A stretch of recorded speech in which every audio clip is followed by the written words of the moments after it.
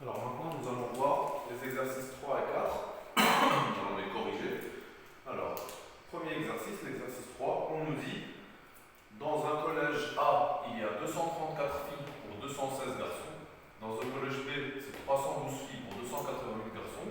Et dans un troisième collège, il y a 209 filles pour 171 garçons.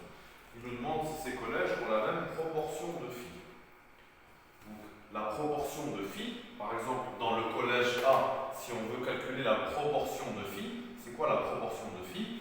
C'est le nombre de filles sur le nombre d'élèves au total. Il y a combien d'élèves au total dans le collège A? 234 plus 216. Donc, dans le collège A, le nombre total d'élèves, c'est donc 234 plus 216, c'est égal à 234 plus 216, ça fait 450. Donc dans ce collège, la proportion de filles, dans le collège A, la proportion de filles, c'est 234 sur 450. 234 sur 450. Cette proportion, elle est égale à combien? Si on fait ce calcul, on trouve 0,52. Maintenant, dans le collège B,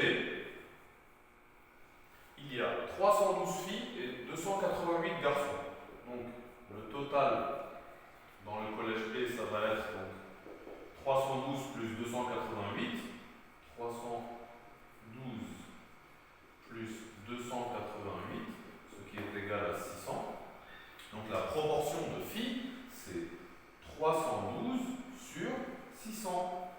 Et ça va être encore égal à 0,52. Donc dans le collège A et dans le collège B, on a la même proportion de filles. Maintenant, on va voir dans le collège C si c'est pareil.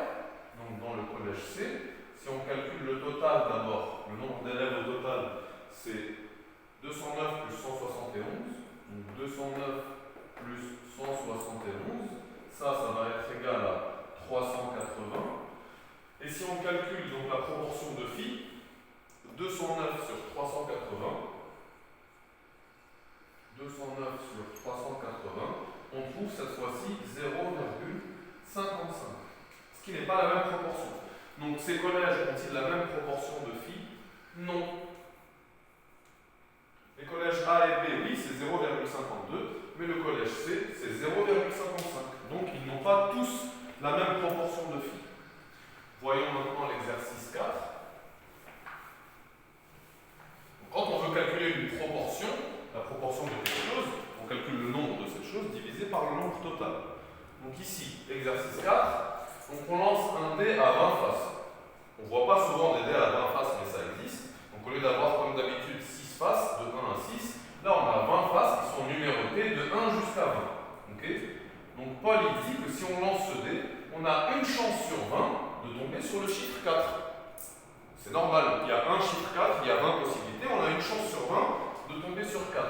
Fatouma, sa camarade, elle lui dit que c'est 5% de chance. Est-ce qu'elle a raison?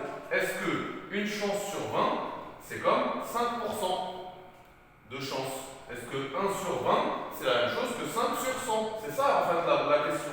Donc est-ce que la proportion 1 sur 20, la question c'est est-ce que 1 sur 20, est-ce que c'est égal ou pas à 5%? Et 5%, c'est la même chose. 5%, c'est la même chose que la proportion 5 sur 100.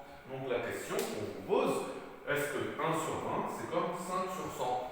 Nous, on a appris que dans les fractions, si on multiplie en haut et en bas par le même nombre, les fractions sont égales.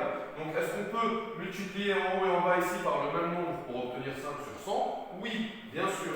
Si on multiplie en haut et en bas, si on multiplie par 5, et bien 1 fois 5 ça fait 5, et 20 fois 5 ça fait 100. Donc 1 sur 20 c'est bien égal à 5 sur 100. Donc est-ce que Fatima elle a raison? Oui, elle a raison.